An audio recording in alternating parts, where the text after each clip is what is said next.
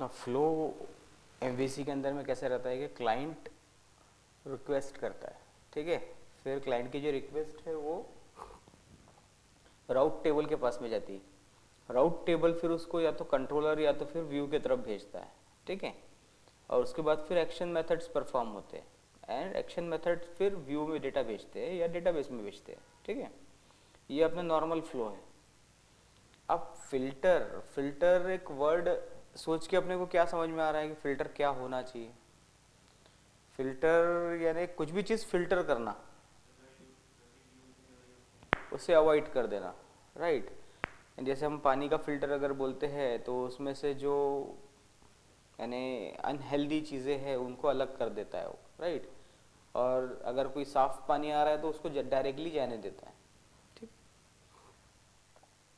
तो उसी प्रकार से हमारे पास फिल्टर्स में, फिल्टर हम कहाँ पे अप्लाई कर सकते हैं, दो प्लेसेस पे अप्लाई करेंगे इसको, एक्शन मेथड्स के ऊपर और एक्शन मेथड के बाद, राइट। या तो फिल्टर आपके एक्शन मेथड के पहले लगेंगे या तो बाद में लगेंगे, ठीक है। बाद में जनरली जो है वो एक्सेप्शनल फिल्टर्स लगते हैं, एक्सेप्शंस वाले, कभी कुछ एरर आता है तो उसको हैंडल किया जाता है, राइट।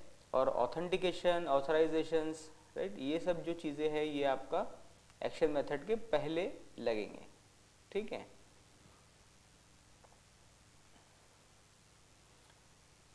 ये कुछ 5 आपके फिल्टर्स हैं एमवीसी के अंदर में जो कि कॉमनली यूज्ड होते हैं, right. Authentication filter, authorization filter, ठीक है। ऑथेंटिकेशन फिल्टर में जैसे कोई लिंक अगर आप हिट कर रहे हो तो वो लिंक के साथ में हम एक टोकन सबमिट करेंगे, ठीक है। यानी एक ऐसा आईडी जिसके थ्रू हमारा वेबसाइट या वेब एप्लीकेशन हमारा आइडेंटिफाई करेगा कि ये जो लिंक है वो वैलिड है या नहीं है, यानी इसको ऑथराइज करना है या नहीं करना है, ठीक है। पहला स्टेप तो वहीं पे स्टार्ट होता है आपका कि आपका जो लिंक आपने हिट किया है वो ऑथराइज है कि नहीं, ठीक है, यानी एक ऑथराइज पर्सन ने उसको भेजा है कि नहीं भेजा है।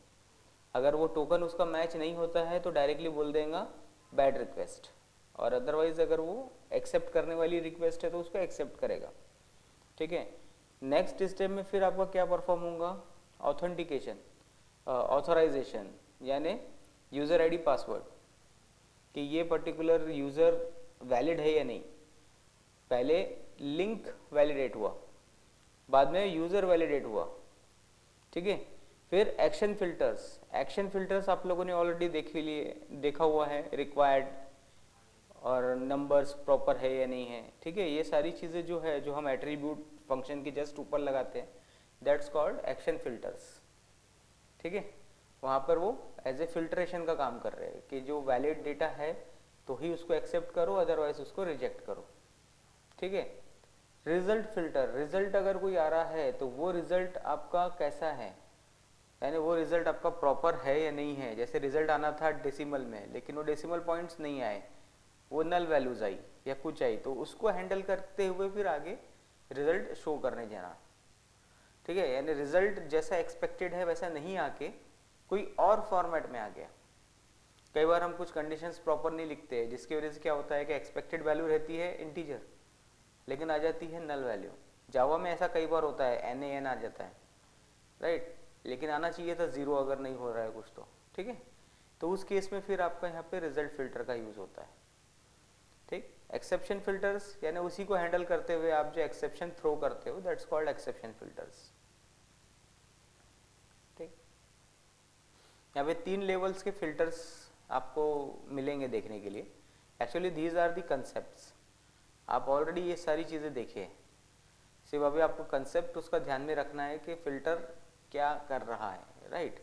There are 3 types of levels, action method level, ठीक है, ओके, दूसरा है कंट्रोलर लेवल और तीसरा है application level. Action control level जो है वो क्या करेगा, आपका एक्शन मेथड के जस्ट ऊपर में आप इसको अप्लाई करेंगे, ठीक।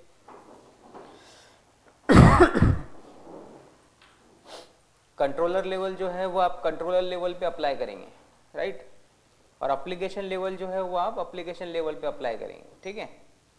एक्शन लेवल पे आपने क्या देखा, आपने वो एट्रीब्यूट्स लगाए थे वहाँ पे रिक्वायर्ड वाला, right, HTTP post, HTTP get, these are the action level methods, ठीक है, हाँ हाँ ठीक।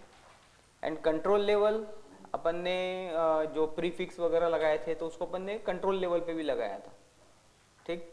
अपन ने राउटिंग के टाइम पे देखा था एक एक्शन लेवल राउटिंग थी और एक कंट्रोल लेवल राउटिंग थी, ठीक है। कुछ प्रीफिक्स जो कॉमन हो रहे थे उसको हमने कंट्रोल लेवल पे लगा दिया था, राइट।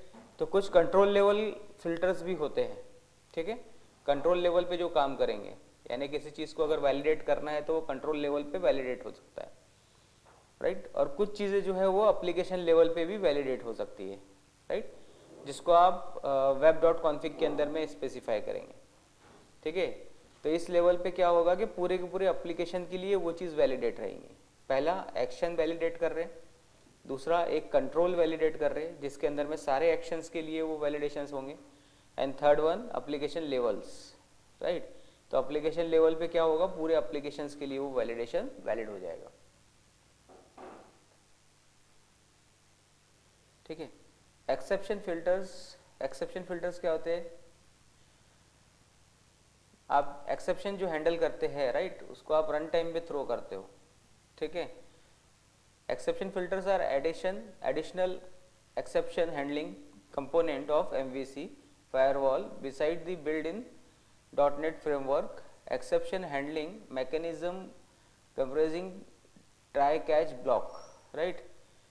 सब यूज किया है आपने, सिर्फ इसको बोलते यानी MVC में इसको एक अलग से एक थोड़ा सा प्रोनाउंस किया गया फिल्ट्रेशन करके, ठीक है। ये सारी ही चीज़ें आपने यूज़ की है, ठीक है, सिर्फ एक टर्मिनोलॉजी है इसके अंदर में इसको कैटेगराइज किया हुआ है कि एक्सेप्शंस अगर आते हैं, राइट, ओके, तो उसको फिल्टर करना है, यानी एक्सेप्शन आया तो आपने उसको हैंडल किया, उसको अपने हिसाब से एडजस्ट करके सामने रिप्रेजेंट किया, ठीक है, ओके। तो these are the exception filters।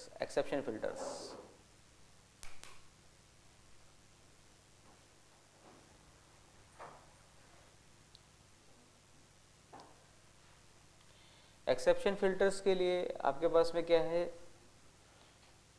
एक आपको व्यू रिटर्न कर सकता है ये, ठीक है, एरर वाला, राइट। अगर कोई एक्सेप्शन आता है और आपने एक व्यू बना दिया एक्सेप्शन को हैंडल करने के हिसाब से, राइट, जैसे ही एक्सेप्शन आया तो आपने उस व्यू को रिटर्न कर दिया, उस व्यू के ऊपर में जाके आपने एक्सेप्शन को डिस्प्ले करवा दिया, ठीक है।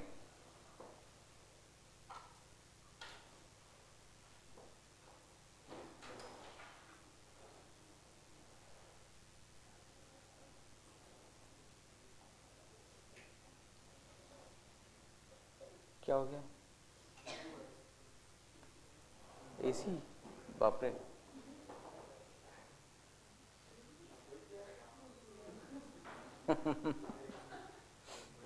एसी की जरूरत किसे चल रही, ओके, मुंबई से आया क्या, इसीलिए थोड़ा टाइम लगेगा, इसको जाके पानी में डुबा के लाओ। देखिए एरर को आप लोग अभी तक कैसे हैंडल करते हैं, जावा में आप लोग क्या करते हैं एरर के लिए, ट्राई कैच करते हैं, राइट। ट्राई कैच के बाद डायरेक्टली वो क्लोज हो जाता है या उसी पेज के ऊपर में आप उस एरर को हैंडल कर लेते हैं, दिखा देते हैं डिस्प्ले पे, ठीक है, ओके। और जनरली आपने कुछ ऐसा देखा है क्या, कहीं पे वेबसाइट पे अगर कुछ एरर आता है तो सडनली एक पेज थ्रो हो जाता है, एरर पेज, जिसके अंदर में एक ऐसा इमेज बन के आता है एरर का, और वहाँ पे आता है कि अंडर कंस्ट्रक्शन और क्रैश दी वेबसाइट, ऐसा कुछ आता है ना, राइट, ओके। वो फिर आपको बैक नहीं जान देता, ठीक है, वहाँ पे ऐसा कुछ कोड लिखा रहता है जो आपको बैक नहीं जान देता है, उसको आपको लॉगिन पेज पे ही क्लिक करना है, यानी आपने उसको प्रॉपर एक फ्लो दे दिया, आपने उसी पेज पे नहीं रखा उसको, आपने उसको रिडायरेक्ट कर दिया एक दूसरे व्यू के ऊपर में, जहाँ पे आपने एरर से रिलेटेड इंफॉर्मेशन शो कर दी और उसको बता दिया है कि अभी आपको इस पर्टिकुलर स्टेप को फॉलो करना है, ठीक है, ओके। तो यहाँ पे हम एरर को अगर एज ए फिल्टर वहाँ पे यूज़ कर रहे हैं तो आप क्या करेंगे, एरर के लिए एक सिंपल पेज बनाएंगे और आपका एक्शन मेथड परफॉर्म होने के बाद अगर कोई एरर आता है तो आप उस एरर पेज पे उसको जंप कराएंगे, ठीक है। अब वहाँ पे डिफरेंट आप एरर पेजेस बना सकते हैं अकॉर्डिंग टू योर रिक्वायरमेंट, ठीक है। कुछ जैसे डिस्क्रिप्शंस देना है कि डाउनलोड करने के टाइम पे अगर ऐसा होता है तो क्या क्या स्टेप परफॉर्म करनी है, कैसे करना है, क्या साइज़ होना चाहिए, कैसे होना चाहिए, राइट। ओके, ये सारी चीज़ें। सेकंड होता है आपका कॉन्फ़िग लेवल पे भी कुछ सेटिंग्स होती है। कई बार आपने देखा होगा कि वेबसाइट क्रैश होती है तो एकदम से कोड दिखने लगता है हमको, ठीक है। अब कोड दिखने लगता है तो उस केस में क्या करते हैं हम लोग, वेबसाइट के अंदर में हमारे पास में वेब डॉट कॉन्फ़िग में एक ऑप्शन होता है, राइट, कस्टम एरर। अब वहाँ जाके उसको सेट करते हैं कस्टम एरर को, ठीक है। तो ये क्या करेगा, आपका कुछ प्री डिफाइन एरर्स है उसको थ्रो कर सकते हैं, या तो फिर आप अपना बनाया हुआ पेज यहाँ पे सेट करके रख सकते हैं कि एक डिफ़ॉल्ट एरर, अगर एप्लीकेशन एरर आता है तो ये पेज हिट होना चाहिए, ठीक है। आपने एक तो इसको कंट्रोल लेवल पे भी दे दिया एरर, और एक आपने वेब डॉट कॉन्फ़िग लेवल पे भी आपने उसको एक एरर प्रोवाइड कर दिया कि भाई अगर ऐसा कुछ होता है तो वेब डॉट कॉन्फ़िग से जो भी डिफ़ॉल्ट पेज है एरर का उसको यूज़ करो, ठीक है। ओके, तो इस तरीके से आप एरर हैंडल कर सकते हैं सिस्टम में।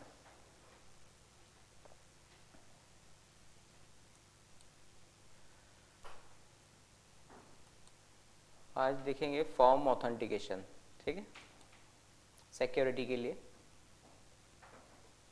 कई बार ऐसा होता है कि आपने एप्लीकेशन ओपन किया, काम कर रहे हैं और सडनली कोई आया तो आप उसके साथ चले गए, ठीक है।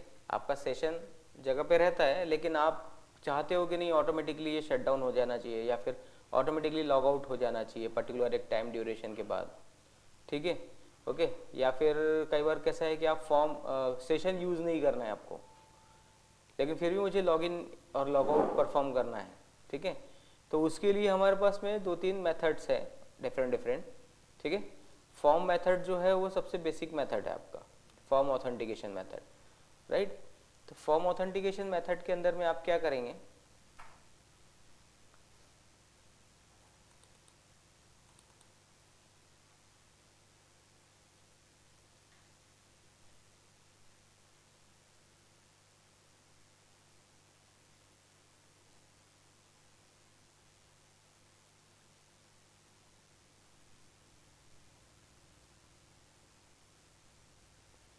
वेब डॉट कॉन्फ़िग है, ठीक।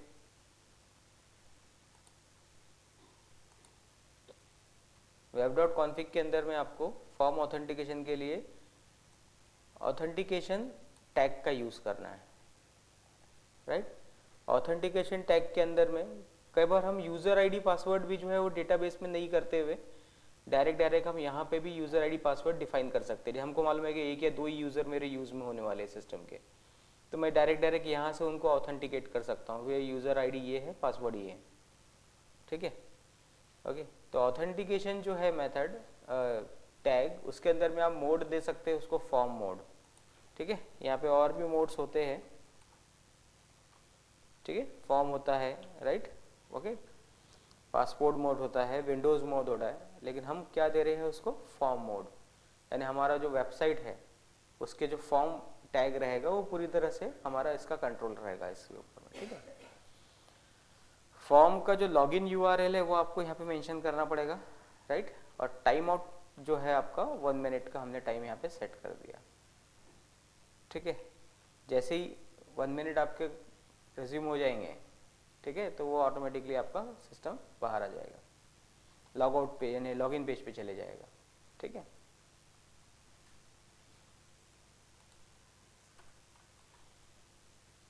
ओके,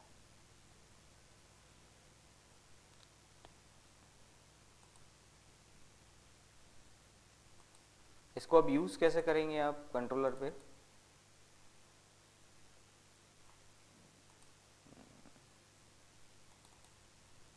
फिल्टर भी ठीक है, लॉगिन, राइट। आप जो लॉगिन पेज आपने बनाया है, ठीक है, पहले तो आप अपना सिस्टम पूरा डेटाबेस से आपने कर लिया चेक, राइट, लॉगिन है या नहीं है, ओके।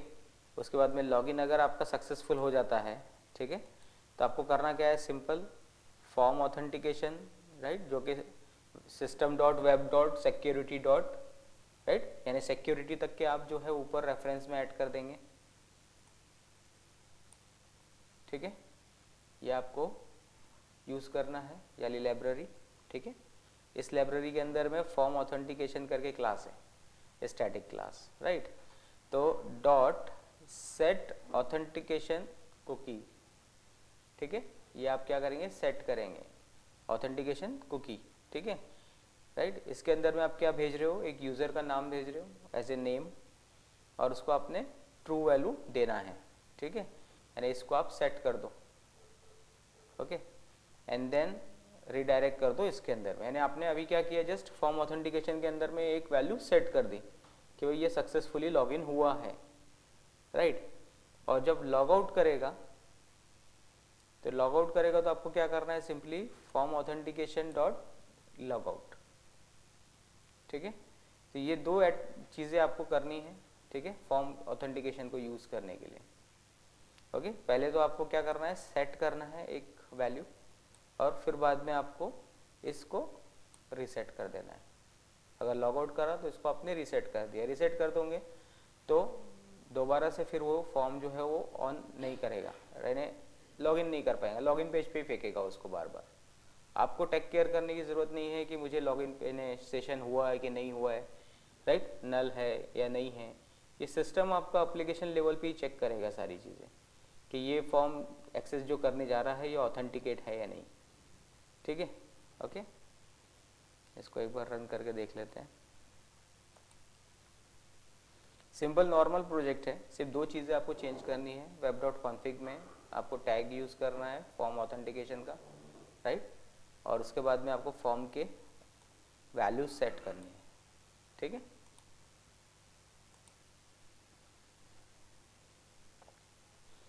अलग अलग मेथड्स है, कुछ लोग सेशन को हैंडल करते हुए चलते हैं, राइट। मास्टर पेज के ऊपर में आपने सेशन को आप चेक कर रहे हो कि सेशन नल हुआ है या नहीं हुआ है। समटाइम्स क्या होता है कि सेशन ज़्यादा ड्यूरेशन के लिए रह जाता है, तो इस केस में अगर आपने बंद करके चले गया और सडनली किसी ने आके ओपन कर दिया तो फिर वो चीज़ें ओपन हो जाती है ना, ठीक है। अगर आपका एक नॉर्मल प्रोजेक्ट है या फिर उसको आपको बहुत ज़्यादा ही सिक्योर करना है तो वो तो आपने किया ही है, साथ ही साथ फॉर्म ऑथेंटिकेशन भी डाल दिया है तो और ज़्यादा यानी सिक्योर हो जाएगा आपका सिस्टम, ठीक है। इसमें और भी बहुत सारी चीज़ें हैं सिक्योरिटीज़ में देखने के लिए, राइट।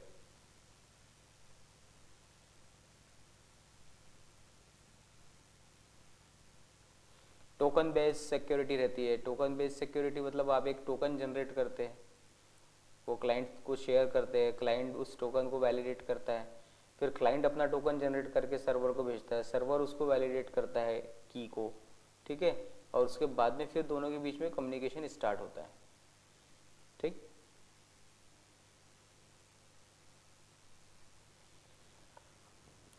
ओके, इसको लॉगिन किया है,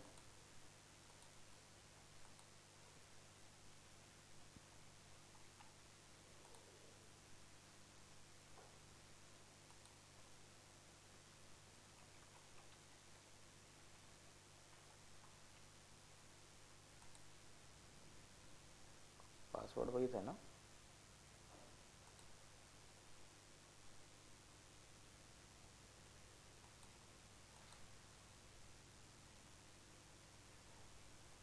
पासवर्ड क्या रखा है,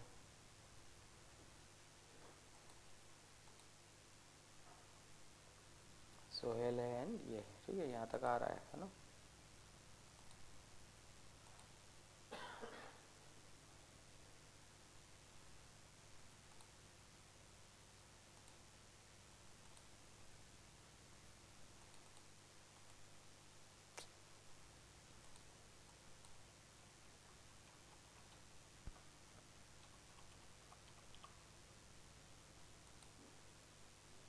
ठीक है, ये कराया उसने वैल्यूज F10, ठीक, ओके। कंडीशन ट्रू हुई है तो अंदर जाएंगे, फिर लॉगिन, ठीक,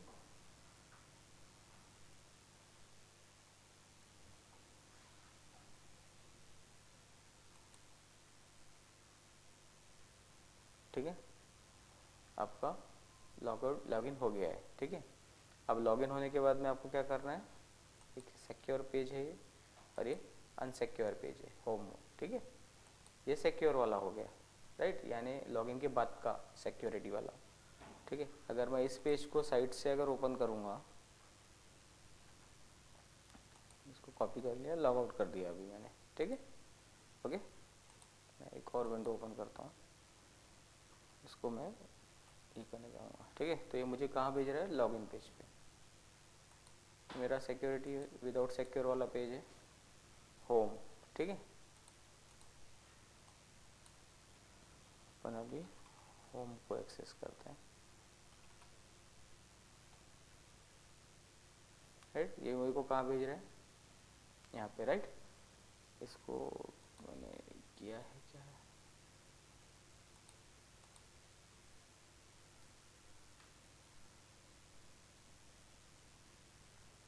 लॉगिन हो गया।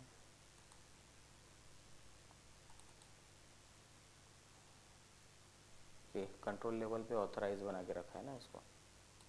ठीक है, इसको मैं डिसेबल कर देता हूँ फिलहाल, राइट।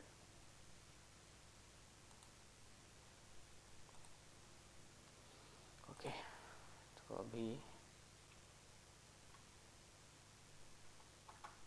इसको एक बार रीसेट रिफ्रेश करते हैं।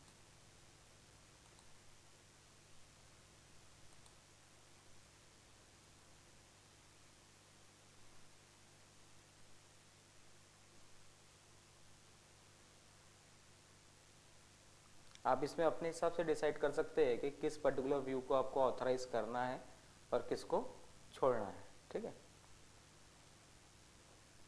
जैसे ये,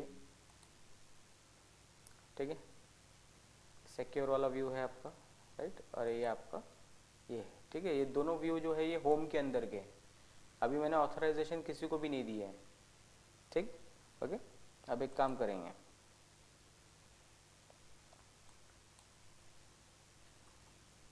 सिक्योर वाले को ऑथराइज करेंगे। ठीक है, बिल्ड करते हैं।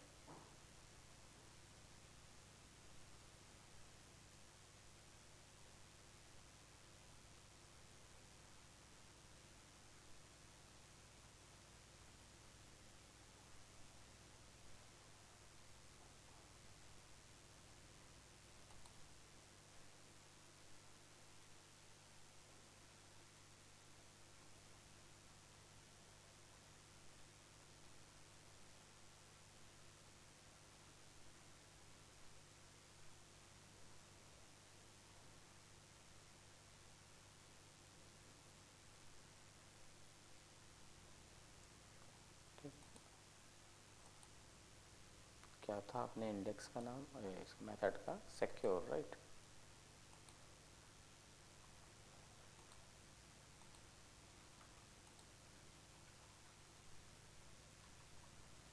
तो सिक्योर, राइट, सिक्योर को क्लिक किया तो लॉगिन पेज पे चले गया, राइट।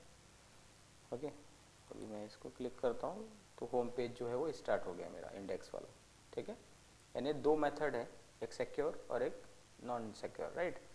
ओके, मुझे जिस पर्टिकुलर, कई बार आपने देखा होगा ना कि होम पेज पूरा डिस्प्ले हो जाता है, विदाउट लॉगिन आप कुछ चीज़ों को रिस्ट्रिक्ट कर रहे हो।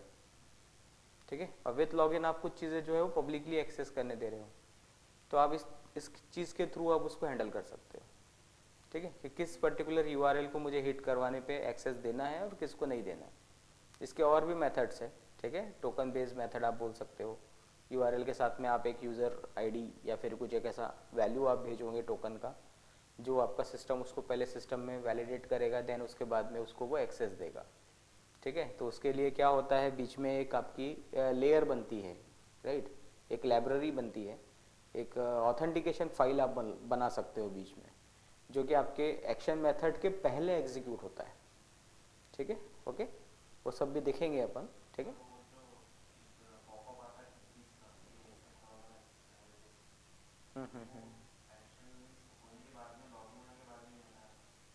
हम्म।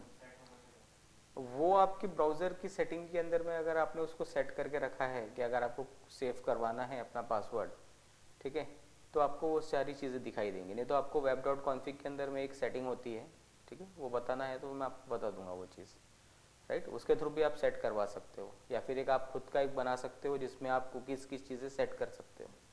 एक खुद का पॉपअप ओपन कीजिए, वहाँ पे आप कुकीज़ के अंदर में उसको कितने मिनट के लिए आपको रिज्यूम करना है वो आप वहाँ पे सेट कर दो वैल्यूज़ और रिज्यूम कर दो, ठीक है। तो वहाँ से भी आप सेट कर सकते हैं उसको, राइट। तो ये आपका फॉर्म ऑथेंटिकेशन है, ठीक, जिसमें आपको 2-3 चीज़ों का ध्यान रखना है बस। पहला, web.config के अंदर में जाके आपको फॉर्म के टैग को यूज़ करना है, ठीक है, राइट। एंड देन आपको उसके बाद में लॉगिन में आके ये लाइब्रेरी यूज़ करनी है web.security, ठीक है, और उसकी वैल्यूज सेट करनी है, और लॉगआउट के टाइम पे आपको लॉगआउट कर देना है, ठीक है। ओके, आपने लॉगआउट कर दिया तो सिस्टम लॉगआउट हो जाएगा, राइट।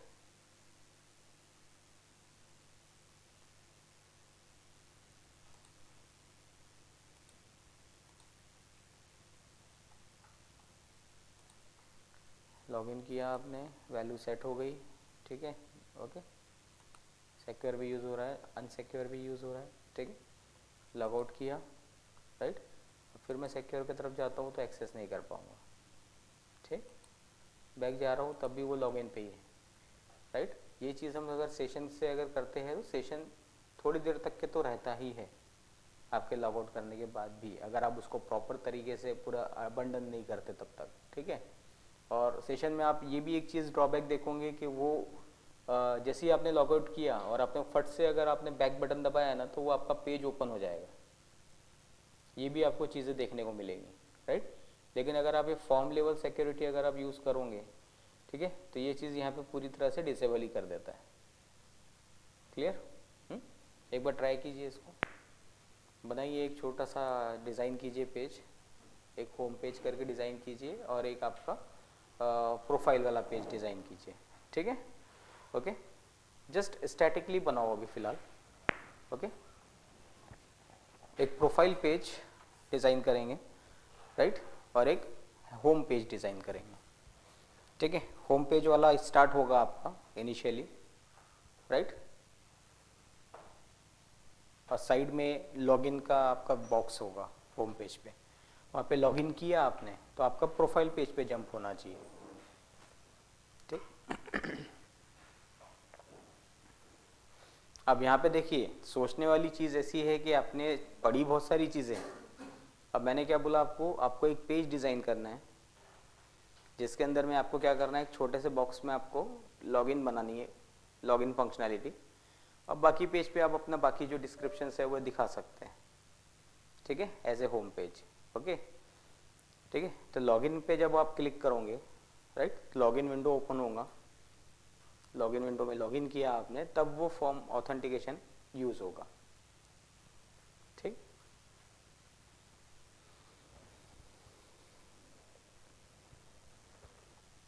आप लोगों ने किया भी है शायद, है ना।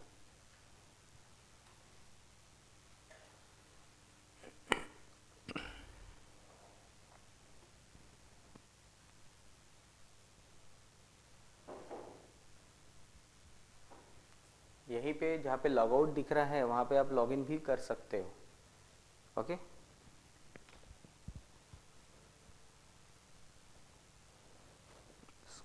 नेक्स्ट वाला जो प्रोजेक्ट था उसमें क्या क्या था जरा एक बार देख लेता हूँ।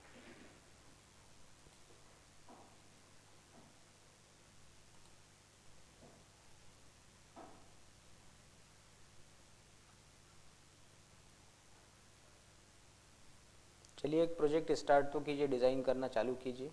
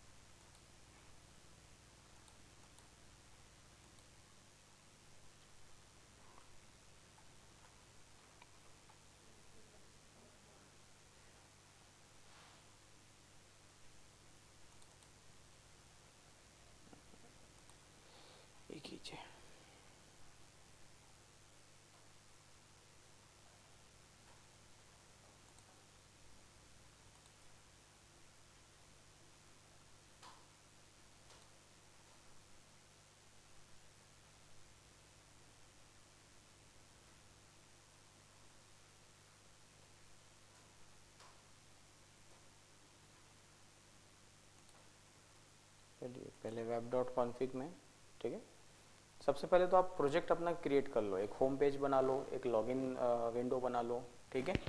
ओके, होम पेज के ऊपर में एक लॉगिन बटन दे दो, राइट, और आपका एक प्रोफाइल वाला बना लो जहाँ से आप वापस से लॉग आउट करोगे, ठीक है।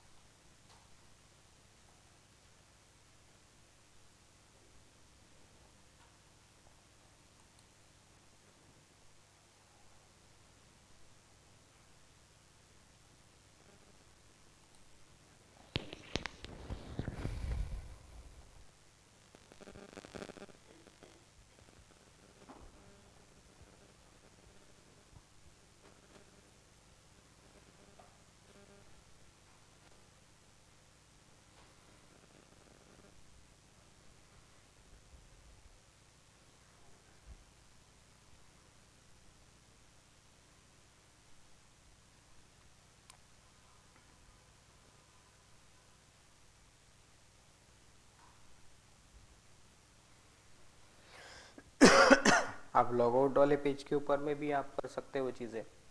जैसे ही लॉगिन हुआ तो व्यू बैग के अंदर एक वैल्यू सेट कर दो, ठीक है, और जब आपका लेआउट वाला पेज एक्सेस हो रहा है तो वहाँ पे आप चेक कर सकते हैं कि अगर उस पर्टिकुलर वेरिएबल में अगर वैल्यू ये है तो लॉगिन वाला बटन शो करेगा, और नहीं है तो लॉग आउट वाला बटन शो करेगा, ठीक है।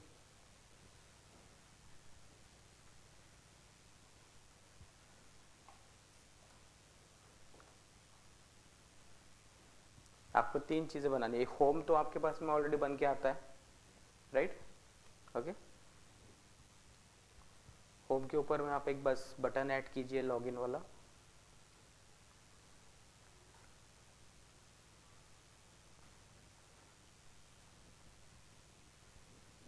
होम में राइट कॉर्नर पे, ठीक है, राइट कॉर्नर पे एक बटन ऐड करेंगे लॉगिन, ठीक है। जब उस लॉगिन बटन को आप क्लिक करेंगे तो लॉगिन विंडो ओपन होना चाहिए, लॉगिन वाला व्यू ओपन होना चाहिए, ठीक है, राइट। और जब लॉगिन करेंगे तो लॉगिन करने के बाद में आपका कहाँ जाना चाहिए, प्रोफाइल वाले व्यू पे, ठीक। ऐसा आपको एक सिस्टम डिज़ाइन करना है। कहाँ गया आपका,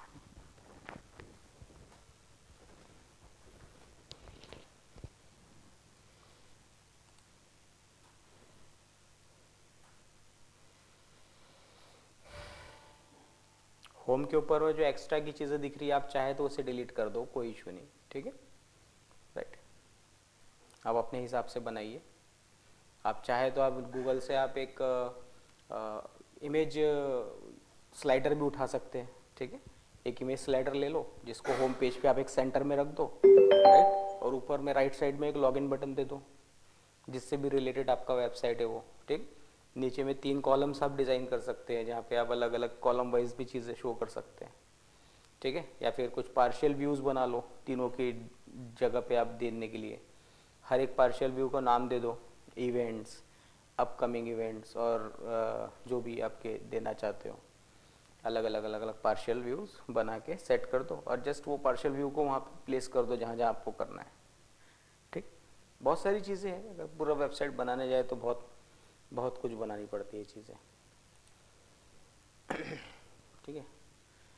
अरे यार, ये देखिए सबसे पहले आपको क्या डिज़ाइन करना है, एक होम पेज, ठीक है। होम पेज में क्या रहेगा आपका, लॉगिन, ठीक है। देन यहाँ पे आप कुछ भी होम पेज पे आप जो भी डिटेल आप दिखाना चाहे दिखा सकते हैं,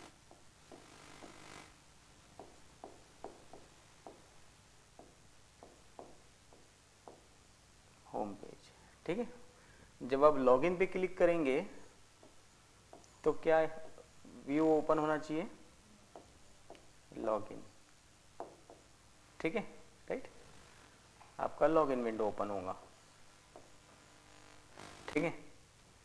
अब जब लॉगिन एक्सेस होगा यानी सक्सेस अगर होता है, ठीक है, और अगर फेल अगर होता है तो यहाँ पे मैसेज आना चाहिए, राइट, और अगर सक्सेस अगर होता है तो आपका प्रोफाइल ओपन होना चाहिए,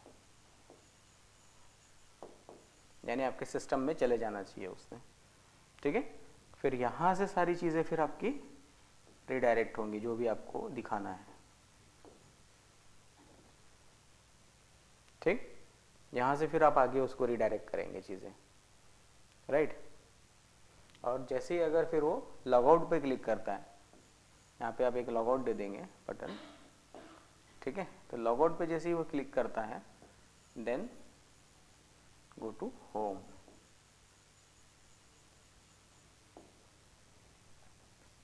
राइट, ओके। अब लॉगिन के लिए यहाँ से आप डेटाबेस कनेक्टिविटी रहेंगी आपकी,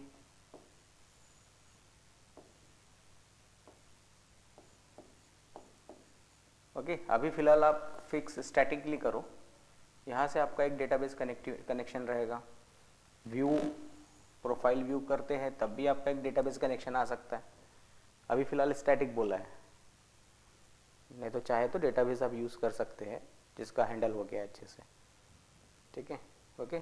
और आगे भी जो भी है वो डेटाबेस यूज़ करके आप डिस्प्ले करवा सकते हैं चीज़ें, राइट, ओके। एक छोटा सा मॉडल बनाइए जल्दी से, सिर्फ 3 ही चीज़ बनानी है फिलहाल, होम पेज, लॉगिन पेज और एक प्रोफाइल पेज।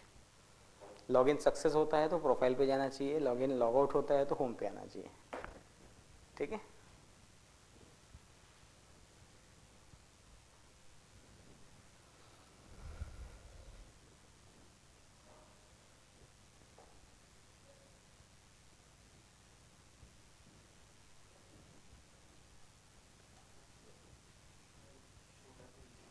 बोलो, तो एकदम इधर क्यों बैठता है? नहीं आप सच्ची बैठ के देखिए। सर मेरा ये था मेरे नेटवर्क इसमें का वो इशू है। नहीं नॉर्मल जो उसमें जो MSSS चलता है SSMS वो इसमें नहीं चल सकता, ओके। तो इसके लिए अल्टरनेट ऑप्शन है Azure Data Studio। ओके, हाँ सजेस्टेड ये था कि आप ये चीज़ डॉकर पे रन करो, हाँ जो हाँ डॉक्यूमेंटेशन में फॉलो कर रहा हूँ। हाँ सजेस्टेड ये था कि आप ये मतलब इस पे फॉलो करो, हाँ डॉकर पे डालो हाँ जो भी आपका सर्वर है, हाँ हाँ यहाँ पे डॉकर पे स्टार्ट करो हाँ। एंड देन यहाँ पे आप फिर Azure डेटा में लॉगिन मारो। बट मेरे को ये थोड़े से इश्यूज दे रहा है कि मतलब करना क्या चाहिए फिर इसमें। इसमें देखो connection type, right, SQL server type हो गया, पैरामीटर्स में सर्वर का नाम आपने डाल दिया, वो तो अपन वही है कुछ क्या? भी डाल सकते हैं ना। नहीं, जो सर्वर नेम आपको उसने प्रोवाइड किया है वो, सर्वर नेम प्रोवाइड क्या किया होगा उसने, मेरे को कैसे दिखेगा फिर? अब वो यार डॉकर के अंदर में आपने, एक मिनट में तो ऊपर आ थोड़ा, इस टाइप का कुछ उसने दिया है कि आपका हाँ एक्सप्रेस, हाँ ये जो है ना, ये एक्सप्रेस आपका सर्वर है, एक्सप्रेस सर्वर है कि एक्सप्रेस टाइप है? उस सर्वर जब भी अगर कोई नहीं रहा ना सर्वर, तो एक्सप्रेस सर्वर एक डिफ़ॉल्ट सर्वर होता है। ओके सर, मैंने ये सारी कमांड सेंड करी आपको। जो सबसे पहली कमांड थी वो तो इसके लिए करी थी, फिर दूसरा वाला इंस्टॉलेशन के लिए करी थी जो कि मैंने डॉकर पे डाला। हाँ, ये तीसरी वाली ये जो ना, थी, हाँ ये एक्सप्रेस आपका ये हो गया सर्वर, ठीक है, पासवर्ड ये हो गया, ठीक है, okay, server password, user name कुछ है नहीं उसमें। नहीं, एक minute, server name, your server name,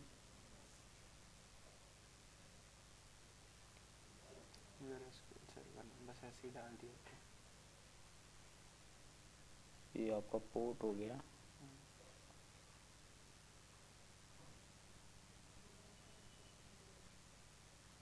एक काम करिए डाल कर एक, हाँ ये तो नाम है ही इसका, मैं आपको डॉकर पे दिखा देता हूँ। ये चल रहा है इस वक्त, रनिंग ये चल रहा है और कंटेनर उसका इस नाम से बना हुआ है। तो नहीं वो डाउट ये है कि ये कंटेनर नाम डालना है या फिर ये वाला नाम डालना है। ये तो उसने फोल्डर दिया है इसको, हाँ मतलब ये इसको पूरी क्लिक कर, इमेज है, ये पूरी इमेज है जो कि क्लिक मैंने कर, पुल मारी है।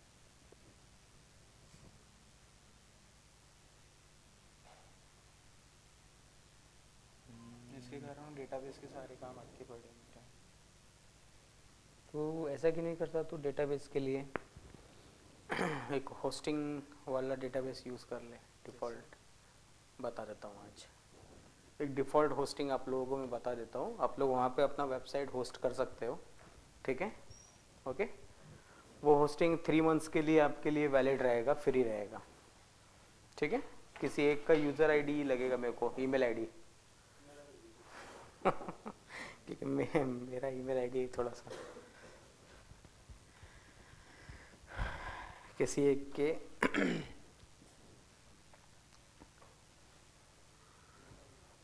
नहीं, मैं साइट बताता हूँ, उस पर लॉगिन करो पहले, ठीक है। 3 मंथ्स के लिए आपको वो होस्टिंग प्लस सारे फीचर्स दे देगा आपको, ठीक है, राइट। आप जो भी बना रहे हो वेबसाइट, आप डायरेक्ट वहाँ पे आप पोस्ट कर सकते हो लाइव, ठीक है, आपने जो भी बनाया है, ठीक। 3 मंथ्स के बाद में अगर आपको लगता है कि नहीं मैं इसको कंटिन्यू करना है तो आप उसको परचेस करो, नहीं तो एक ईमेल आईडी है, दूसरा फिर से बनाएंगे, ठीक है। 3 महीने करके 3 ईमेल आईडी में साल भर निकल जाता, राइट, ओके।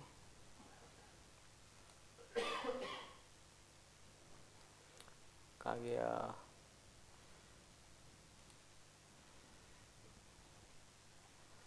क्रोम, ठीक है। आपको यहाँ पे एक्चुअली डेटाबेस भी मिल जाएगा, ठीक है। जिसको डेटाबेस का इश्यूज आ रहा है, कुछ आ रहा है, तो वो लोग वहाँ पे अपना डेटाबेस का कनेक्शन वहाँ से आप ले सकते हो, ठीक है।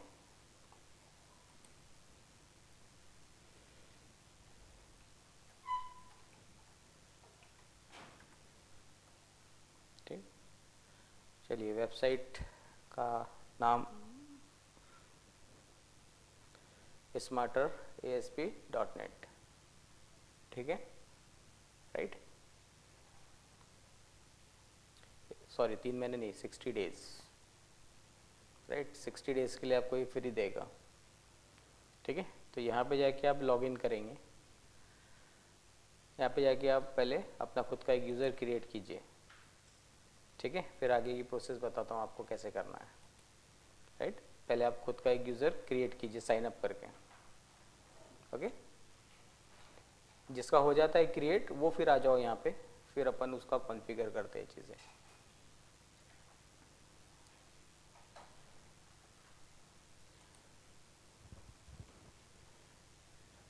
जिसका डेटाबेस है वो लोग पहले अभी प्रोजेक्ट करेंगे, जिसको इशू जा रहा है वो लोग लॉगिन करेंगे, ठीक है।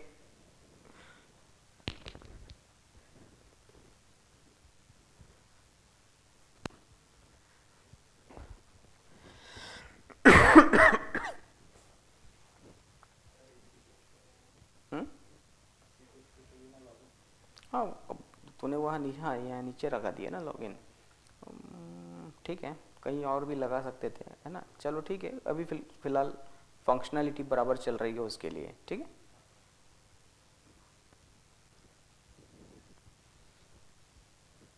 तीन पेजेस आपको क्रिएट करने हैं, ठीक, ओके। स्मार्टर पे चले जाओ, राइट। वहाँ पे जाके आप एक सेटअप कर लो अपना खुद का, राइट। वो आपको एक टेम्पररी लिंक भी देता है जिससे कि आप यानी कहीं से भी आप अपना ओपन करके देख सकते हो वेबसाइट।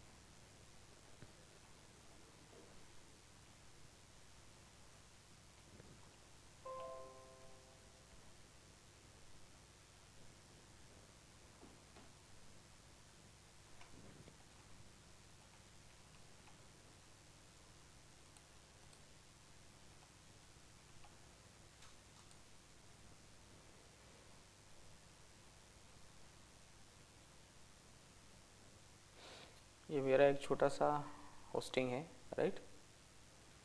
ओके, इसमें 6 वेबसाइट रन कर सकता हूँ मैं, ठीक। ओके, जिसमें एक छोटा सा मैंने बना के रखा हुआ है प्रोजेक्ट, आपको दिखा देता हूँ, राइट। ये एक्चुअली मेरा रिसर्च टॉपिक है, राइट। ये डिज़ाइन किया है मैंने, ये डिवाइस, इसको पेटेंट भी किया हुआ है। ये डिवाइस का काम क्या रहेगा, आपके घर का जो इलेक्ट्रिक कंजम्पशन है ये उसको मेजर करेगा हर 3 मिनट में, और एपीआई का यूज़ करके ये डेटा जो है ये क्लाउड में पुश करेगा। यानी आपके मीटर्स की जो रीडिंग्स है उसको रीड करेगा, राइट, डिजिटल मीटर की, और एपीआई का यूज़ करके, ठीक है, इसको पुश करेगा। इसके अंदर में आर्डिनो की कोडिंग है, ठीक है। यहाँ पे आर्डिनो के थ्रू आपने कोड किया हुआ है, और वहाँ पे आपने अपना जो एपीआई बनाया है, वेब सर्विस बनाई है, उसके थ्रू डेटा जो है आपकी क्लाउड पे जा रहा है, यानी आपके डेटाबेस में जा रहा है, ठीक है। ओके, इसके अंदर में एक जीएसएम मॉड्यूल भी है जिसमें एक सिम डला हुआ है, राइट। ओके, उसके थ्रू उसको इंटरनेट कनेक्टिविटी मिलती है, राइट। पासवर्ड क्या रखा था, भूल गया, क्या था यार, मुझे मोबाइल यूज़ करना ही पड़ेगा। कैसा है कि सब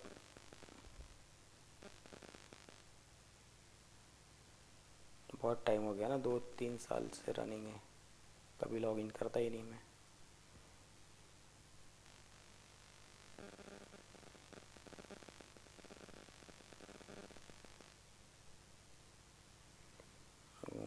पासवर्ड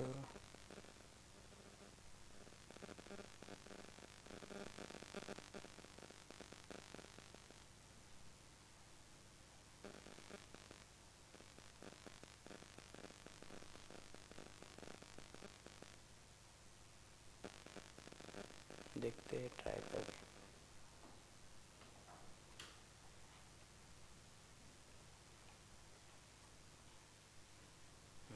ठीक है, राइट। ये इस तरीके से लॉगिन हो जाएगा पहला, ठीक है। आफ्टर लॉगिन आपका एक डैशबोर्ड आपके सामने आ जाता है, ठीक है।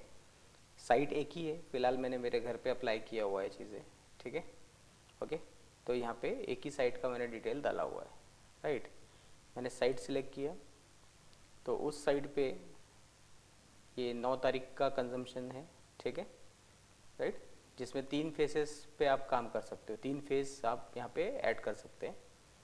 फिलहाल मैंने मेरे घर के ग्राउंड फ्लोर को और फर्स्ट फ्लोर को, ये दोनों के लिए सेपरेट अलग अलग मीटर्स है, तो दोनों को मैंने फर्स्ट फेस और सेकंड फेस करके कंसिडर किया हुआ है, ठीक है, राइट। तब यहाँ पे देखिए वोल्टेज जो कंजम्पशन है वो इतना है फर्स्ट फेस यानी ग्राउंड फ्लोर का। करंट कंजम्पशन ग्राउंड फ्लोर का भी कुछ भी नहीं है फिलहाल, राइट।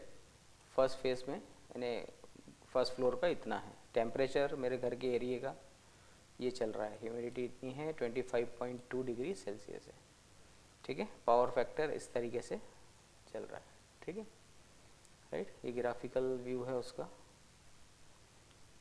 अब ये जो आपको स्पाइक दिखता है यहाँ पे करंट का, राइट, ये क्या है, ये आप लोग सोच रहे होंगे ये क्या है, ये क्या बना हुआ है, राइट।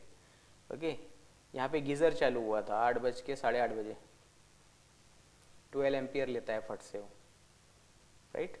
ओके, यहाँ पे गीज़र हिट हुआ है जिसकी वजह से एकदम से जो करंट कंजम्पशन था वो एकदम से बढ़ गया, ठीक है। ओके, गीज़र थोड़ी देर चलता है फिर ड्रॉप हो जाता है, पानी उसका गर्म हो गया तो, राइट। फिर जब ठंडा हो जाता है तो फिर से एक बार बढ़ता है फिर कम होता है, राइट। ओके, तो ये वो चीज़ है। इससे मुझे पता चलते रहता है कि कब एसी चल रहा है और कब गीज़र चल रहा है, राइट। एक्चुअली बनाया ही उसी के लिए है कि क्योंकि आपको जो चीज़ दिखती है ना तो वो चीज़ आप उसको कंट्रोल कर सकते हो, जो चीज़ नहीं दिखेंगी वो चीज़ कंट्रोल नहीं होगी। ये बॉटल में मुझे पानी का लेवल दिख रहा है, राइट, और मुझे बोला गया है कि भाई सुबह से शाम तक आपको चलाना है, तो मैं थोड़ा पीऊँगा फिर देखूँगा हाँ लेवल बचा है, फिर थोड़ा पीऊँगा, राइट, उसके हिसाब से। लेकिन अगर ये ट्रांसपेरेंट नहीं रहती तो मैं उसके लेवल के हिसाब से पानी कंज्यूम करता क्या, हो सकता था कि भैया 5 बजे ही ख़त्म हो जाए बॉटल, राइट। हमको जो मीटर बिल आता है एकदम लास्ट में, राइट, आने के बाद में आप क्या कर सकते हो, लेकिन मुझे पता है कि नहीं कल मेरा कंजम्पशन ज़्यादा हो गया तो मैं आज उसको रोक सकता हूँ। कल ज़्यादा मैंने एसी चला दिया तो मैं 2-3 दिन एसी नहीं चलाऊँगा तो मेरा कंजम्पशन वहाँ पे स्टेबल हो जाएगा। नहीं तो हम क्या करते हैं, चलाओ ना, देखा जाएगा, आएगा जब, ठीक है ना, राइट। जैसे ये सुबह से अगर मैं देखता हूँ 6 बजे से अभी तक, ठीक है, राइट, तो इस तरीके से ग्राफ आता है मेरे पास, राइट, ओके। ये येलो कलर जो है आपका ये फर्स्ट फ्लोर का है और जो ब्लू है वो ग्राउंड फ्लोर का है, ठीक है। इस तरीके से आपका ग्राफ आता है। यूनिट कंजम्पशन मैंने कोशिश किया कि थोड़ा सा यानी इसको मैं एकदम एग्जैक्ट ला सकूं, लेकिन कुछ कैलकुलेशंस है अभी भी शायद उसके अंदर में पेंडिंग, ठीक। तो वो दिखाता है ये कि यूनिट कैसे जला आपका पर डे, क्योंकि मेरे पास में WH है, ठीक है, किलोवाट भी है, एम्पियर्स भी है। कैलकुलेशन जो मैंने डाला है हो सकता है कि इसमें और भी कैलकुलेशंस की ज़रूरत पड़ सकती है, ठीक है, राइट। हर दिन का यूनिट कंजम्पशन भी ये दिखाता है, ठीक है। और ये आपको इसके अंदर में एक फीचर और भी डाल के रखा हुआ है। ये चीज़ अगर मैं कहीं पे अप्लाई कर दूं, राइट, तो वहाँ पर आप एक अलर्ट मैसेज भी जाएगा। आपने अगर यहाँ पे फिक्स कर दिया थ्रेशोल्ड वैल्यू कि इतना कंजम्पशन अगर होता है, जैसे यहाँ पे एक कलर में दिया है, इस प्लेस पे अलर्ट मैसेज या अलर्ट ईमेल भेज सकते हैं हम, ठीक, कि भाई आपका कंजम्पशन जो है वो 6 के ऊपर चले गया है, 6 यूनिट के ऊपर चले गया है। समटाइम्स क्या होता है कि हॉस्पिटल्स वगैरह में जो गर्मी का टाइम रहा, कुछ रहा, तो नर्सेस क्या करती है, जो AC रूम्स होते हैं वहाँ जाके बढ़िया टिफ़िन खाती है, और लास्ट में जो डॉक्टर होता है, मैनेजमेंट होता है, उसको बिल पे करना पड़ता है, राइट। या फिर हॉस्टल में रात में लाइट जल रही है बढ़िया, जबकि लाइट की ज़रूरत थी ही नहीं, कोई तो था ही नहीं हॉस्टल में, लेकिन फिर भी लाइट जली, क्यों। ये सारी चीज़ें अलर्ट मिला अगर एक मैनेजर को या फिर किसी को, तो वो उस चीज़ के ऊपर में फिर वो वॉच रख सकता है, राइट। यहाँ पे मैंने 6 का रखा हुआ है एक मॉडरेट, राइट। अगर 12 के ऊपर जाता है तो रेड। यहाँ पे इस पर्टिकुलर टाइम ड्यूरेशन में मैं उठा था शायद इतने बजे, ओके, राइट। तो ये 12 का टाइम दिखाई दे रहा है, ठीक है, राइट, ओके। बाकी टाइम उतना ज़्यादा फ़र्क नहीं पड़ता घर में। एक्चुअली ये डिवाइस जो है ये इंडस्ट्री बेस पर्पस के लिए मैंने डिज़ाइन किया था। इंडस्ट्री में कैसा है कि बड़ी बड़ी मशीनरी चलती है। डेटा मैनेजमेंट,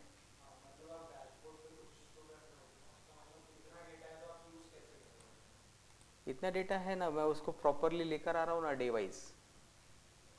मैं यहाँ पे पासवर्ड क्या डाला था रे, देखो आपको जो ये डेटा दिख रहा है ना, ये करंट डेटा दिख रहा है, राइट। मैं लास्ट की टॉप 1 रो पकड़ रहा हूँ सिलेक्ट कमांड से, डिसेंडिंग ऑर्डर टॉप 1, तो उससे मुझे लास्ट जो रीडिंग चल रही है वो मिल रही है, ठीक है, ओके। तो लास्ट रीडिंग मेरे को जो मिल रही है मैंने यहाँ पे डिस्प्ले करा दिया, सिलेक्ट कमांड से लेकर आ गया यहाँ डिस्प्ले, टेबल एक ही है, ठीक है, ओके। अलग अलग ग्राफ्स है ये, ओके। आप जावा में भी क्रिएट कर सकते हो ग्राफ्स वगैरह, ग्राफ के प्लगइन्स यूज़ करके, उसको सिर्फ आपको डेटा प्रोवाइड करना है, ठीक है। ये चीज़ .NET में बहुत इजीली हो जाती है ग्राफ्स वगैरह यूज़ करना, लेकिन वेब फॉर्म में अगर आपने जावा के साथ में ग्राफ्स यूज़ करना सीखा है तो आप MVC में भी इजीली कर पाओगे, ठीक है। Log out, right. ये डिवाइस एक तरह से देखा जाए तो बहुत इजी अच्छी चीज़ है, ठीक है। और इसके अलावा अगर देखा जाए तो आप इस तरीके से भी एक सिस्टम आप डिज़ाइन कर सकते हैं। मैंने मेरे टीम के लिए जस्ट एक सिस्टम डिज़ाइन किया है जिसमें मैं मेरी टीम की सारी जो एक्टिविटीज़ है दिन भर की टास्क जो मैं उनको अलॉट करता हूँ उसके अकॉर्डिंगली वो लोग डालते हैं कि उन्होंने क्या किया है, कैसे किया है, राइट। पासवर्ड क्या है? मेरी ये आदत बहुत बुरी है, मैं भूल जाता हूँ चीज़ें। क्या रखा था?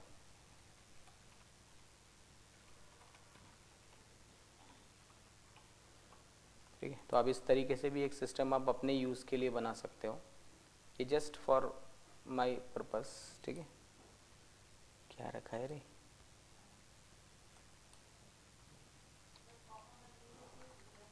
हाँ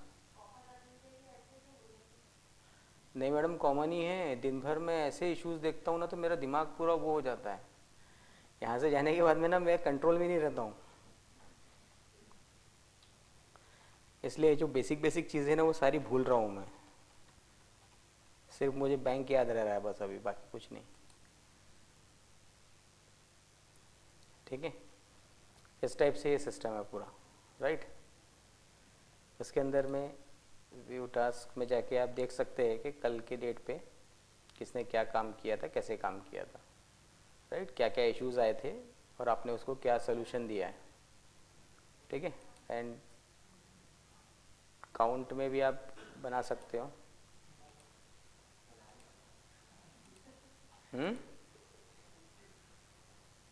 राइट, ये आपको काउंट भी यहाँ पे दिख जाएगा कि किसने कितने इश्यूज सॉल्व किए कल, राइट, उसका टोटल क्या है। अगर किसी को लग रहा है तो मैं ऐसे एक्सेल में उसको लेके भेज सकता हूँ डिटेल्स कि कौन कौन से टिकट्स पे इसने काम किया, राइट।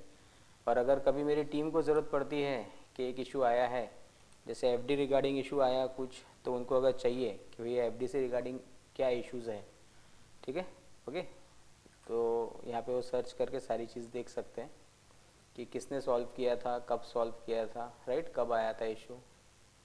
ठीक है, ये सारी चीज़ें भी आप यहाँ पे डिज़ाइन कर सकते हैं, राइट। अगर आपको पासवर्ड चेंज करना है पासवर्ड चेंज कर सकते हैं।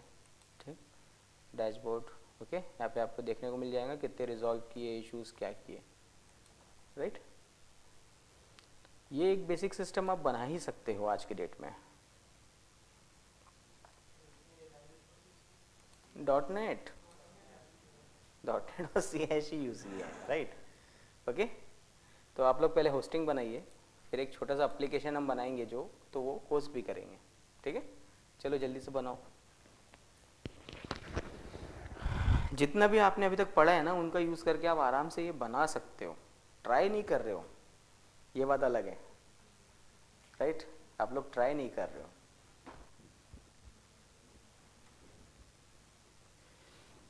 किसी को अगर ट्राई करना है, राइट, तो बिल्कुल कर सकता है। और किसी के पास में अगर कुछ हार्डवेयर कनेक्टिविटी वाला कुछ होगा तो वो भी अपन देख सकते हैं। हाँ, वेब फॉर्म का के लिए चाहिए। अभी वेब फॉर्म का क्या करेगा?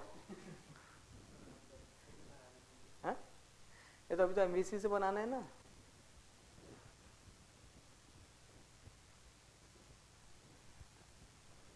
आपके यहाँ पे भी मॉडल रखा हुआ है, सर ने बनाया हुआ है एक, हो गया कैसे? वो यूजर नेम वगैरह थोड़ा सा रिपीटिंग हो रहा है, एक बार चेक किया कमांड डाल के, वहीं पे कहीं अंदर छुपा हुआ था, वो पूरे लॉग्स डाल दिए मैंने, तो उसने निकाल के दे दिया। चलो अच्छा है। अब ये मोबाइल कौन छोड़ के गया? ये इसके अंदर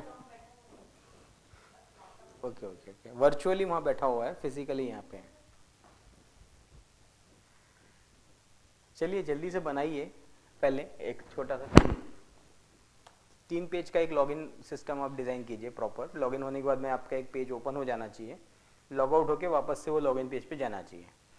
फिर उसके बाद में पट से जिसका भी क्रिएट हो गया है स्मार्टर पे, ठीक है, तो वहाँ पे उस पर्टिकुलर वेबसाइट को होस्ट करते हैं। ओके, किसका क्रिएट हो गया? रख सकते हैं आप, बिल्कुल रख सकते हैं, कोई भी वेबसाइट रहे वो आप डाल सकते हैं, लेकिन सिंगल ना, मल्टीपल रखना है तो वैसा फिर आपको पैकेज लेना पड़ेगा उसका, राइट। कल का मिस मत करना टॉपिक, राइट, रेस्ट API। ठीक है, वेब एपीआई कल देखेंगे। ओके, अभी फ़िलहाल जल्दी से करो। ये हो गया है क्या सिक्योरिटी वाला? करके देखिए।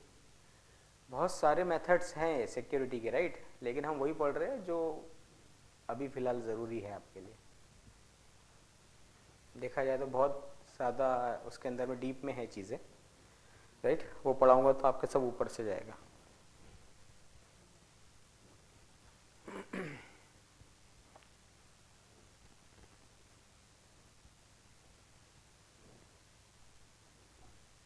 करो करो, वो प्रैक्टिस हो गई है तो उसका लॉगिन बना लो एक।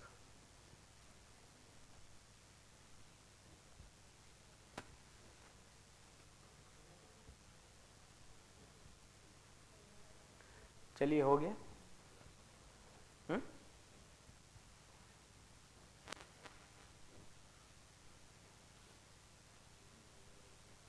किसका हो गया है? और किसने इसके पहले अभी तक के कुछ ऐसा होस्टिंग वगैरह किया है? थोड़ा बहुत खुद हो के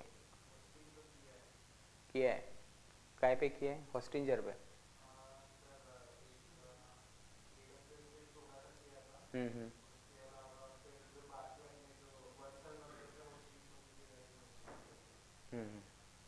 ओके, यानी आपको पता है एफटीपी सर्वर कैसे यूज़ करते हैं।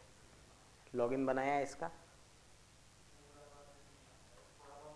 अरे इसका लॉगिन बना दिया होगा तो तेरे ही आईडी से लॉगिन कर यहाँ पे, फिर जल्दी बना।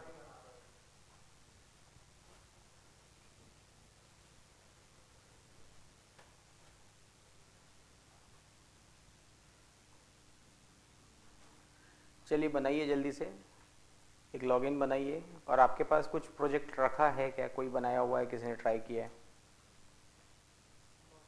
वो डालते हैं फिर।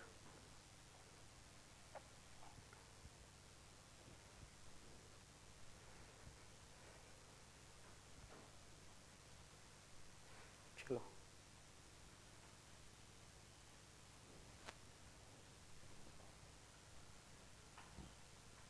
हो गया क्या लॉगिन वाला? किसका जम रहा नहीं है किसी को तो बताइए आप। आपको एट्रीब्यूट सिर्फ ऑथेंटिकेट लगाना है ऊपर, जिस भी मेथड को आपको ऑथेंटिकेट करना है, राइट। अगर आपको कंट्रोल लेवल पे डालना है उस चीज़ को तो आपको कंट्रोलर के नाम के ऊपर उसको लगाना पड़ेगा। उसमें सारे ही आपके जो मेथड्स है वो सारे ऑथेंटिकेट हो जाएंगे।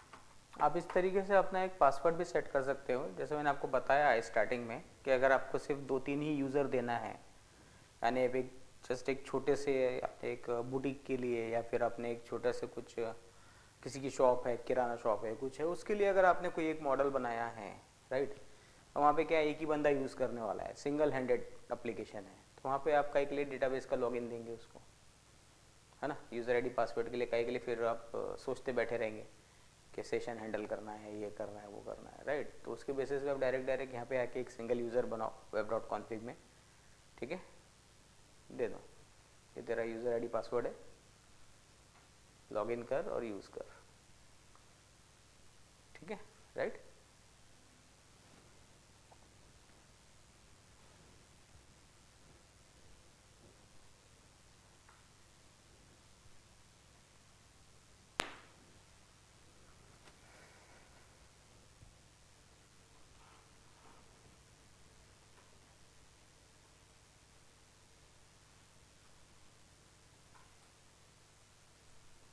यहाँ पे जाके फिर वो ऑथेंटिकेट करेगा उसको, ठीक है, और उसको ऐड कर लेगा अपने पास, राइट।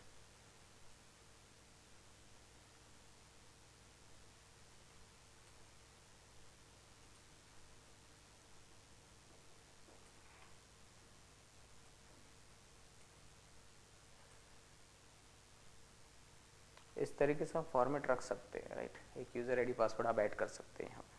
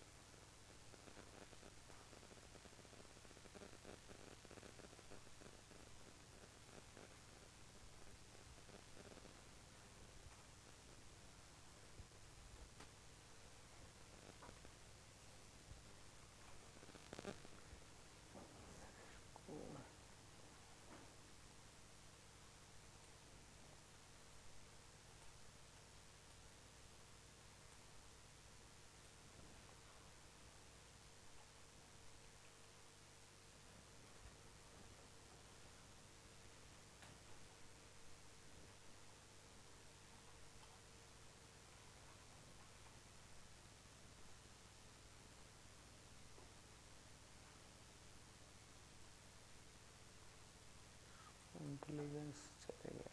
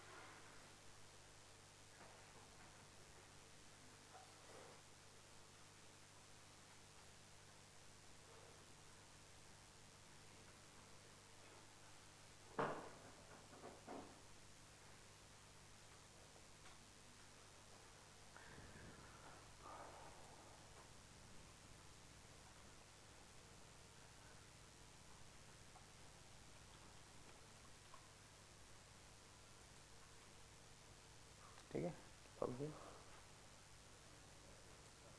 अबाउट,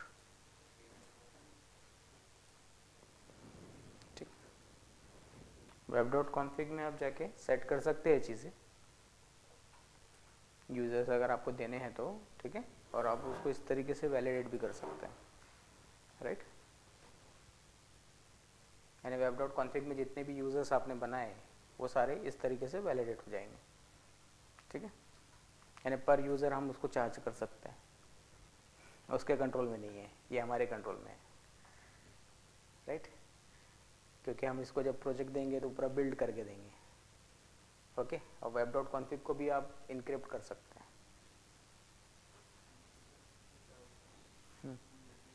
इसमें मेरा डीबी तो बन चुका है, हम्म इसमें मेरा ये डीबी रेडी है, हम्म लेकिन इसको मैं ASP के साथ में कैसे निकालूं, क्योंकि इसमें ADO.NET नहीं आता है। एंटिटी फ्रेमवर्क लो ना। एंटिटी फ्रेमवर्क उसके एडीओ नहीं आता मतलब? मतलब इसके साथ में सपोर्ट नहीं है उसका। आपने क्लास फाइल बनाओ पहले, इसके पास में एक क्लास फाइल होगा डॉट नेट कनेक्टिविटी का एडी होगा, वो ले लो, वो DLL यूज़ करो आपके लेकिन प्रोजेक्ट में। इसके अंदर मतलब वो जो अपन न्यू फाइल्स ऐड करते हैं ना, जैसे हम्म अपन कोई भी फाइल हम्म क्रिएट करते हैं, तो अपने पास जैसे इसमें ऑप्शन आता है डेटा का, तो डेटा में फिर ADO वगैरह और ऐसा पॉसिबल ही नहीं है। आप उसको करो ना, आप यूज़ करो, दिखाओ मुझे, एक क्लास फाइल ओपन करो। सर यहाँ पे अगर मुझे DB कनेक्ट करना है तो DB यूज़ करना है तो वो छोड़ दे, कनेक्शन पे जा, एक क्लास फाइल ऐड कर सिंपल। कहाँ पर कोई प्रोजेक्ट में? कॉन्फ़िगर नहीं कर देता नहीं नहीं, मॉडल में, मॉडल में, एक मॉडल में क्लास फाइल ऐड कर। नॉर्मल सिंपल एक एम्प्टी हम्म क्लास फाइल ऐड कर देता हूँ। ठीक है, डाल दे, क्लास नाम दे देना उसको, चल ठीक है, ओके। ऊपर जा सिस्टम में, सिस्टम, हाँ यूजिंग सिस्टम नहीं, फिर से लिखना। वो तो लिखे ही रहने दे, उसके नीचे वो लिखे ही रहने दे, Ctrl Z, ठीक है। Enter using system, system dot data data dot SQL, SQL type नहीं, SQL टाइप्स नहीं, और नहीं आ रही क्या इसमें? नहीं, इसमें मतलब नॉर्मली SQL क्लाइंट नहीं आ रहा है ना? नहीं, वही मैं बता रहा था आपको कि जब अगर मैं नॉर्मली जाऊँ कोई एक नई फाइल ऐड करूँ तो अपने पास यहाँ पे एक डेटा का ऑप्शन आता है ना। तूने इंस्टॉल करते वक्त में सिलेक्ट किया था क्या? इसमें आया ही नहीं है, मैं पूरा सिलेक्ट कर दिया था फिर भी नहीं आया। नहीं, होना ही चाहिए था, एंटिटी फ्रेमवर्क से करना पड़ेगा फिर तुझे, ठीक है, आना ही चाहिए वो। या फिर किसी और के इसमें एक डेटा का कनेक्टिविटी का एक DLL क्रिएट करके तेरे प्रोजेक्ट में ऐड कर सकता है तो, और उसका फंक्शन यूज़ करके डेटा भेज सकता है इधर उधर।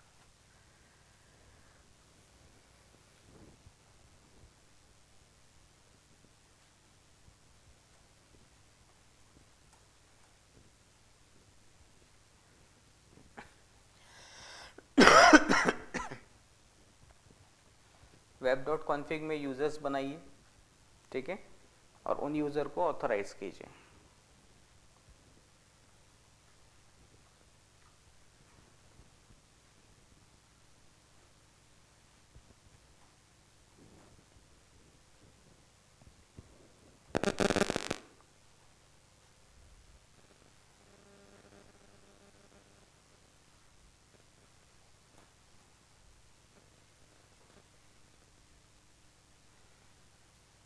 एक चीज़ थोड़ा सा नोटिस करो, अपन ने वो जो ट्रू लिखा है ना, राइट, ओके, सेट जो हम कर रहे हैं कुकीज़ को, वो ट्रू का मीनिंग आपका क्या रहेगा? रिमेंबर वाला, रिमेंबर करना है या नहीं करना है उसके। वहाँ पे आप जब कॉमा करोगे ना तो आपको उसका डिस्क्रिप्शन दिखेगा, ठीक है, कि उसका मीनिंग क्या है।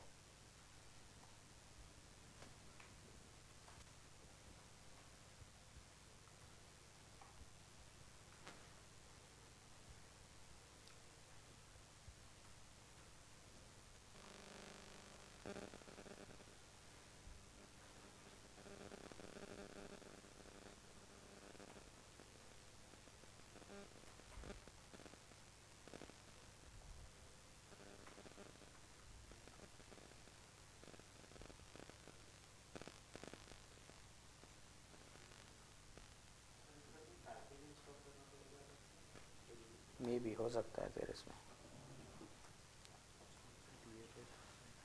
तो ये एक वेब एपीआई प्रोजेक्ट है ना रे।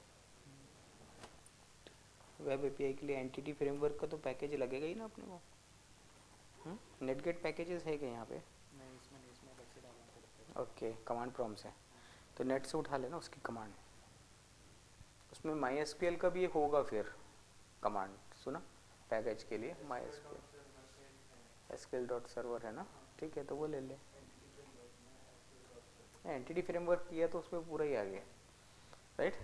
ओके, क्लाइंट ने एसक्यूएल क्लाइंट का एक अलग से देख कोशिश कर मिलता होगा तो, क्योंकि डेटा के बाद में एसक्यूएल क्लाइंट आना चाहिए आपको। जैसे अगर दूसरे डेटाबेस से भी कनेक्टिविटी चाहिए तो आपके पास में अपने नेटगेट पैकेजेस के अंदर में उसके कनेक्शन के कनेक्टर्स है। माई एसक्यूएल के साथ चाहिए तो माई एसक्यूएल कनेक्टर आपको इंस्टॉल करना पड़ेगा, ठीक है। फिर आपको system dot data dot my SQL connector my SQL ऐसा करके आपको लाइब्रेरी ऐड करनी पड़ेगी। और फिर जैसे अपन एसक्यूएल कनेक्शन लिखते हैं तो माई एसक्यूएल कनेक्शन, बाकी सब कुछ एज इट इज़ रहेगा, ठीक। लेकिन उसके लिए आपको जैम सर्वर वगैरह सब इंस्टॉल चाहिए आपके किसी में। जो लोग कोशिश करेंगे वो लोग ट्राई कर सकते हैं, राइट। नहीं जमा तो मैं हूँ।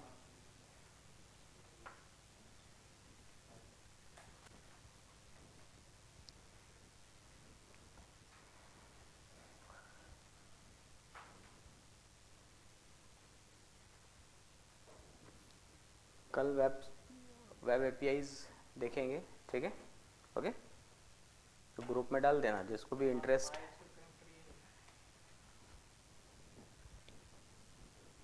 हाँ, कनेक्ट करो उसको, बताता हूँ।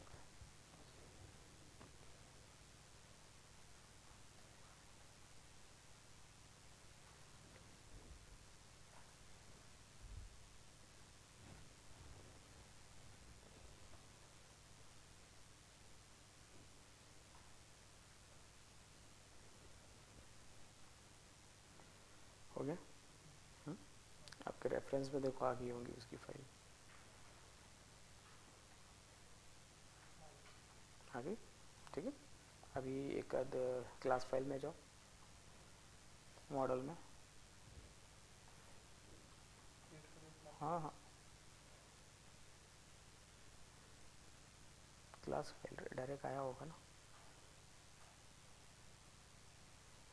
राइट क्लिक कर, नीचे आया होगा ना क्लास, ऐड, हाँ नीचे में देख क्लास आई होंगी एक, हाँ नाम डाल दे माई एसक्यूएल क्लास ऐसा करके कुछ, जो भी है चेक कर लेते ना।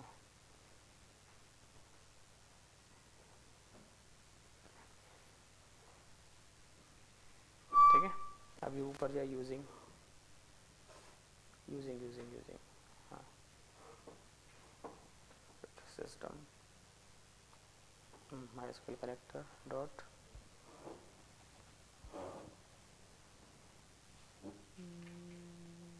नहीं वैसे सिस्टम डॉट कर,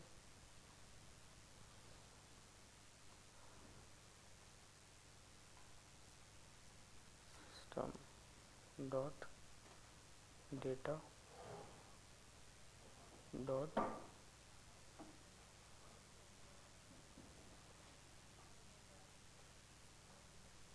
ODB से करना पड़ेगा, ODBC से करना पड़ेगा शायद, ठीक है। उसको भी कर ले इंक्लूड। नीचे आ, एक फंक्शन बना छोटा सा, चल ठीक है, यहीं पे लिख SQL my SQL connection, SQL वो लिखना ऊपर का, वही मेरे माई एसक्यूएल कनेक्शन लिख से क्या कर रहा है तू।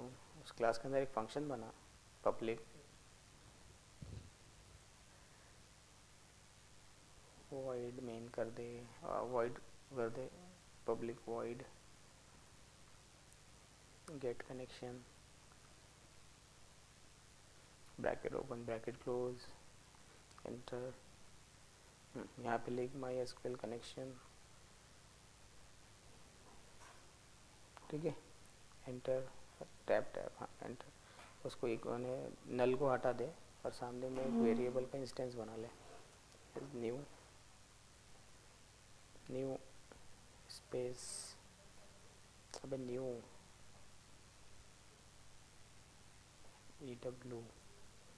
NEW स्पेस, हाँ माई एसक्यूएल कनेक्शन। इंस्टेंस कैसे बनाते हैं, ब्रैकेट्स, हाँ नीचे आ जाओ, एंटर, राइट। वहाँ पे कनेक्शन का आपको स्ट्रिंग देना पड़ेगा ना, कनेक्शन स्ट्रिंग कौन सा है, सर्वर नेम क्या है, ये क्या है, वो क्या है, ठीक है, कनेक्शन स्ट्रिंग देनी पड़ेगी। कनेक्शन को ओपन करना पड़ेगा, फिर माई एसक्यूएल कमांड करके आएगा, देखो next step. My SQL command रे सिर्फ कनेक्टिविटी के टाइम पे था नहीं क्या तू, भूल गया, ऐसे कैसे भूल गया, कमांड, ठीक है, जैसे सेम उसमें है सब कुछ इसमें है, सिर्फ इतना है कि इसके सामने में माई लगेगा,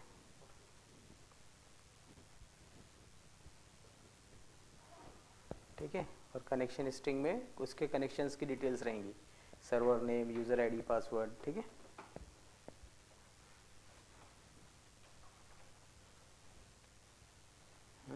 क्या हो रहा है,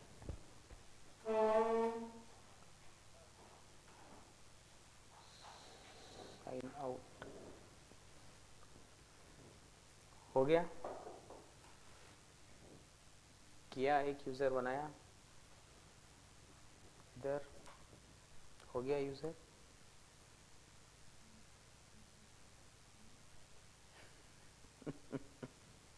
क्या,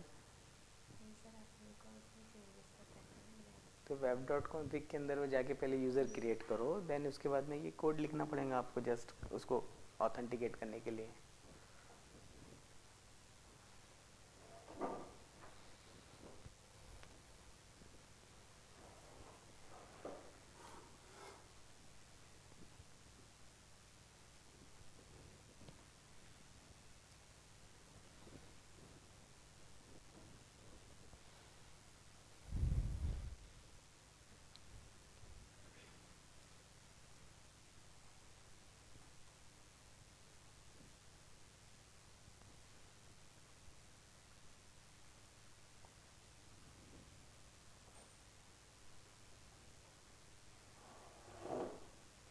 हो गया,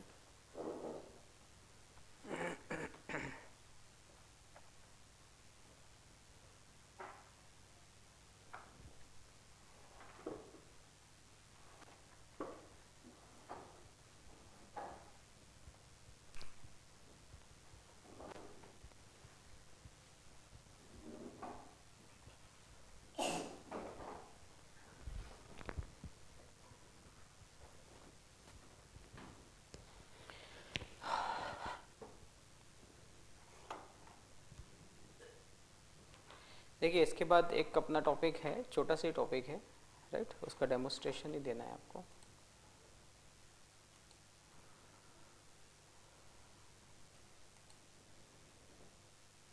globalisation, right, okay. Globalization means क्या, बताइए, किसी ने कुछ सुना है इस बारे में, व्हाट इज ग्लोबलाइजेशन, क्या होता है। आपकी वेबसाइट है, राइट, ओके, उसके अगर वो चाइना में एक्सेस होती है तो उसके हिसाब से चीज़ें आनी चाहिए सामने, ठीक है ना, ग्लोबली वो चलनी चाहिए प्रॉपर, ठीक है, राइट, उसके लिए ग्लोबलाइजेशन का यूज़ करते हैं, ठीक है। बनाया था क्या इसका डॉक्यूमेंट, ठीक है।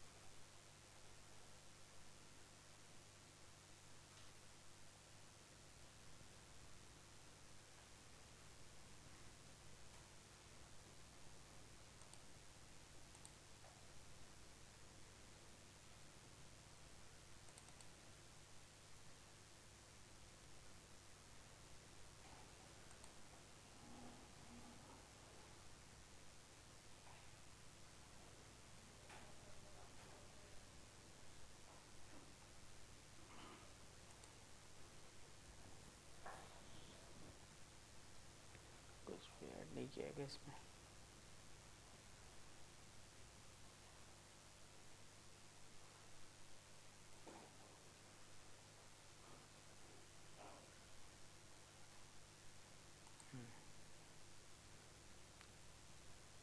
ठीक है, इसको अपन कल करते हैं, शायद ऐड नहीं किया है मैंने कुछ भी इसमें। ठीक है,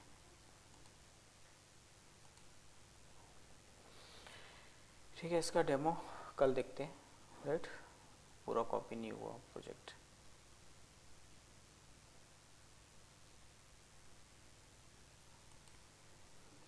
ग्लोबलाइजेशन में क्या रहता है जनरली, आप उसके अंदर में पूरा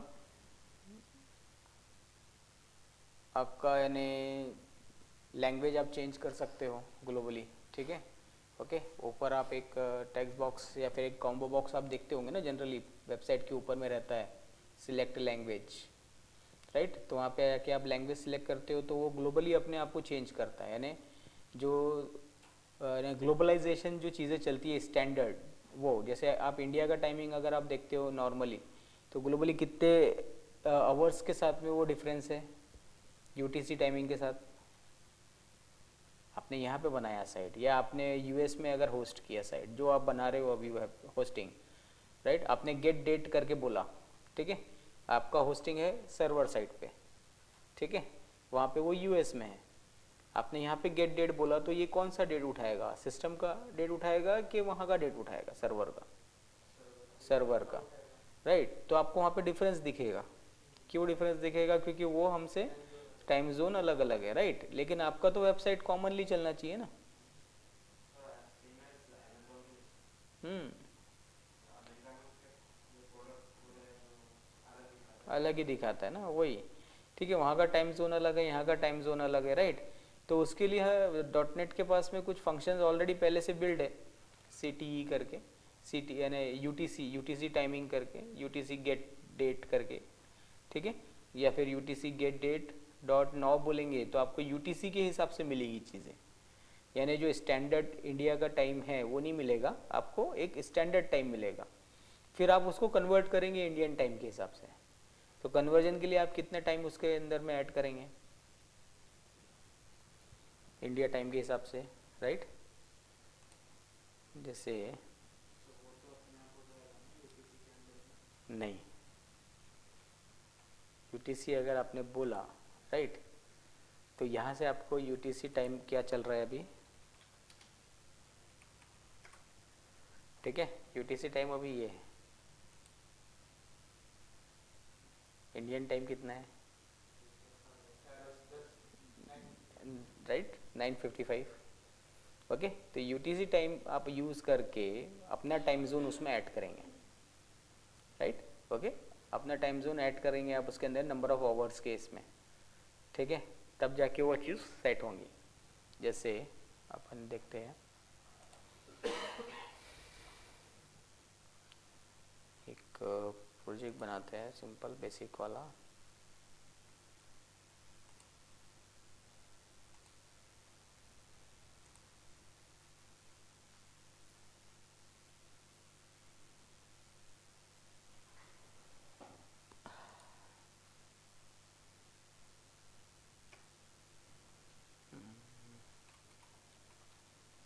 console dot right line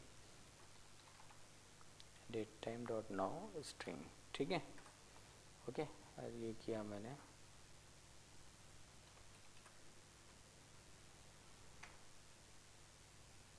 okay, यहाँ पे नहीं दे रहे ना,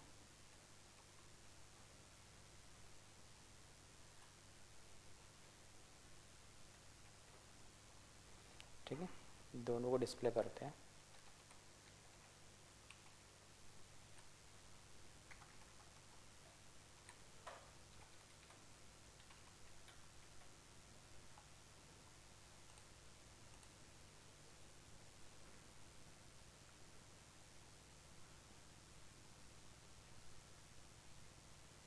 कुछ चीज़ें जैसे आपकी मल्टीनेशनल ने एप्लीकेशन अगर आपने बनाया है तो आपको ये सारी चीज़ें फिर आपको टेक केयर करके चलना पड़ेगा, या आपको यूटीसी टाइम लेके ही चीज़ें आगे बढ़नी पड़ेंगी, राइट। यानी आप एक ग्लोबल क्लास आपकी मेंटेन करो, जहाँ पे आप ग्लोबली चीज़ें सेट करोगे, ठीक है।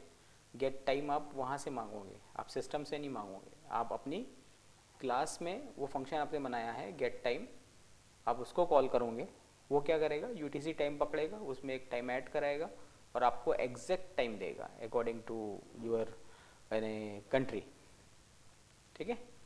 ओके, तो आपको हर बार वो कन्वर्जन वगैरह करने की ज़रूरत नहीं पड़ेगी, आपने एक जगह करके रख दिया, जस्ट गेट टाइम किया तो वो टाइम आपको निकाल के देगा। आपको सिर्फ भेजना क्या है, आपका जो आपका कंट्री है वो जाएगा ऑटोमेटिकली, या आप उसको भी वहाँ पे कर सकते हैं सेट, ठीक है, राइट। तो देखिए अपने को सिस्टम टाइम मिला पहले एंड देन यूटीसी टाइम मिला, राइट, ओके। और इंडियन स्टैंडर्ड यूटीसी कितना है, इंडियन स्टैंडर्ड टाइम अगर देखता हूँ तो मैं, ठीक, कितने का डिफरेंस है, 5 hours 30 minutes, राइट। तो आपको इसको अगर यहाँ पे सेट करना है तो आप कैसे करोगे इसको, यहाँ पे डेट आ जाएगा, राइट, ओके, ऐड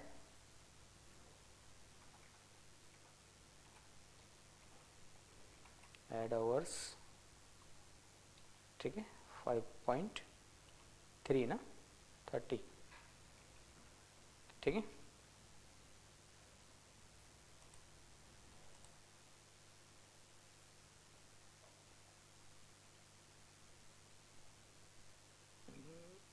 अराउंड थोड़ा बहुत मैच किया अपन ने, थोड़ा सा और बढ़ाना पड़ेगा, राइट, ओके,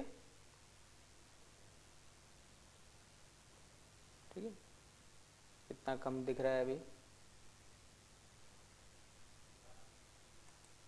12 मिनट्स और कम दिख रहे हैं ना, 40 करनी पड़ेगी आई थिंक, 42, ठीक है, चलो।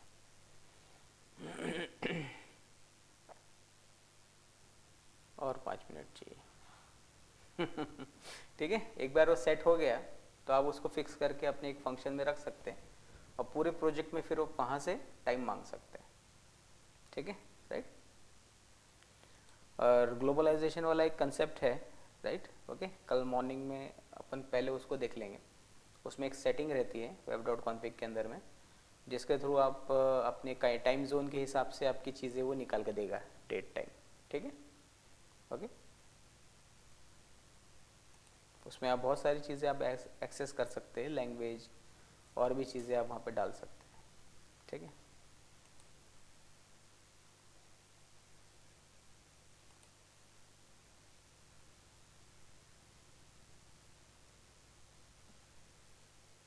किया तो था यार,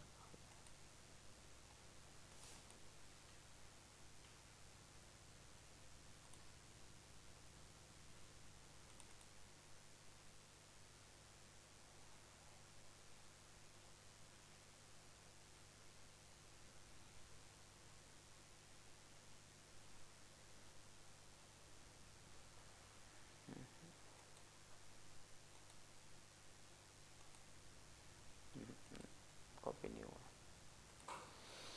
ओके। चलिए कल देखते हैं, राइट। और होप आप लोग एक अच्छा सा वेबसाइट एटलीस्ट कम से कम क्रिएट कीजिए, थोड़ा सा यानी मीनिंगफुल, जिसमें भी आपको इंटरेस्ट है, ठीक है, ओके।